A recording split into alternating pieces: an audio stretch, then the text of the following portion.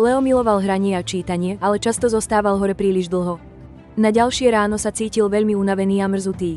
V škole sa Leo nemohol sústrediť na svoju kresbu. Jeho čiary boli roztrasené a cítil sa ospalý. Počas prestávky bol príliš unavený na hranie s kamarátmi. Len ich pozoroval z boku.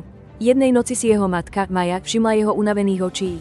Leo, prečo si taký ospalý? Spýtala sa jemne. Leo zamrmlal, chcel som dočítať svoju knihu, mama. Maja vysvetlila, naše telá a mozgy potrebujú spánok na nabitie. Ako tvoja hračka robot potrebuje energiu. Spánok ti pomáha učiť sa, hrať sa a cítiť sa šťastne. Leo premýšľal o tomto nápade. Tú noc sa rozhodol ísť spať skôr. Vypil teplé mlieko a prečítal si rýchly, krátky príbeh. Nechal svoje telo úplne odpočívať.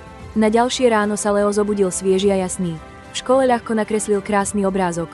Hral sa s všetkými svojimi priateľmi na naháňačku s veľkou energiou. Uvedomil si, že dobrý spánok mu pomohol cítiť sa a robiť veci oveľa lepšie.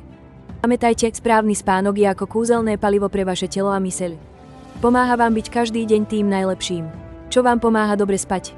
Podelte sa o svoje tipy nižšie.